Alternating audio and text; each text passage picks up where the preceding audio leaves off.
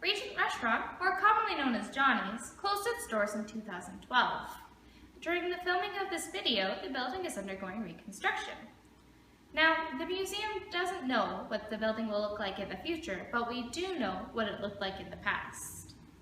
At times, the history of the building is a little bit complicated.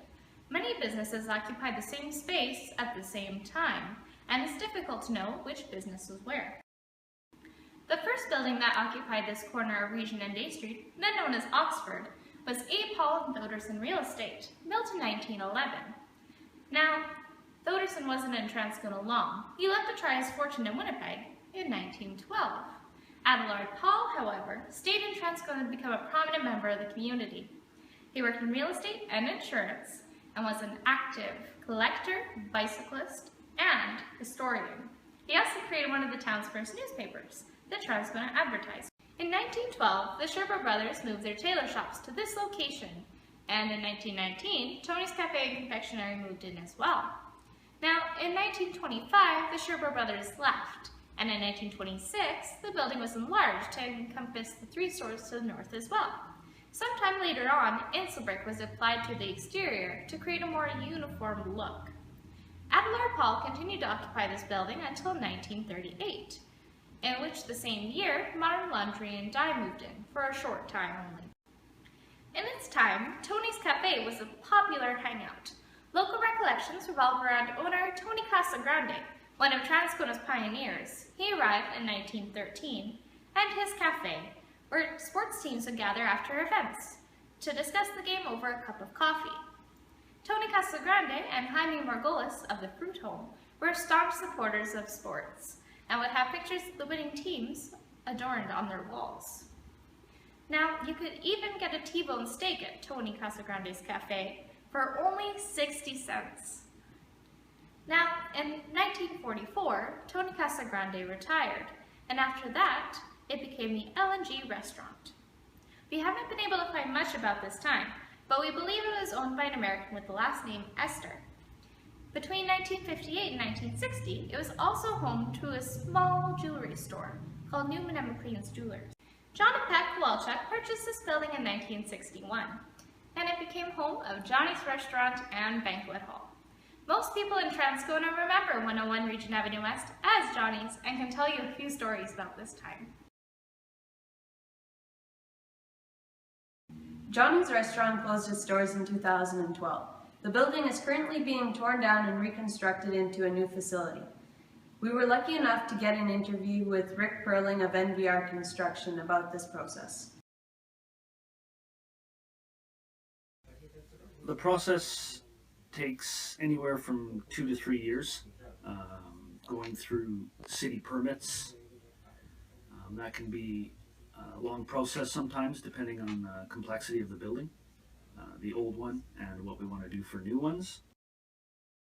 Have your guys wear masks, gloves, all safety precautions are taken. In this case, we had air scrubbers in there, which take out any contaminants in the air while we're doing any demolition inside.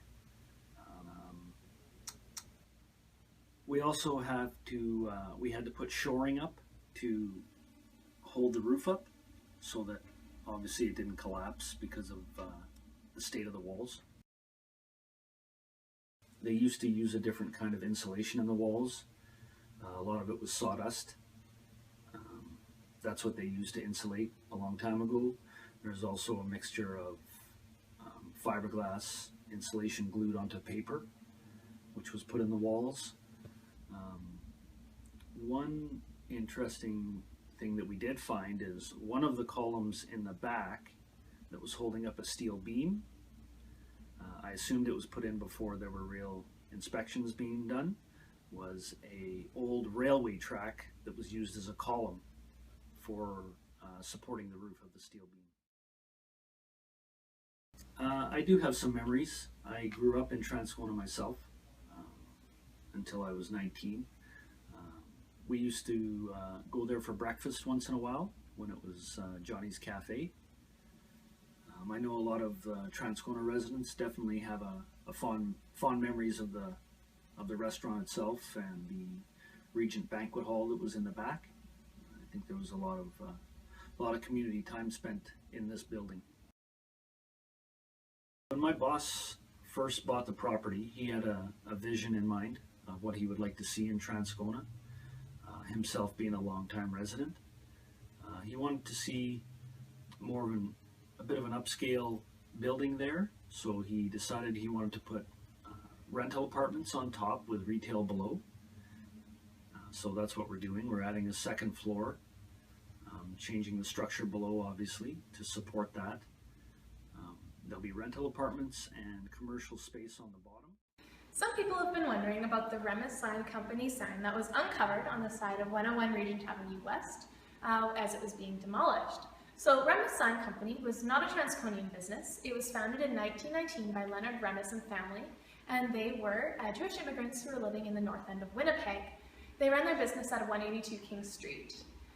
The business lasted until 1965, at which point the Remis family sold it. And so this means that the sign, the Remis Company sign, that was on the side of 101 Regent Avenue West, was likely painted sometime between 1926 and the 1960s.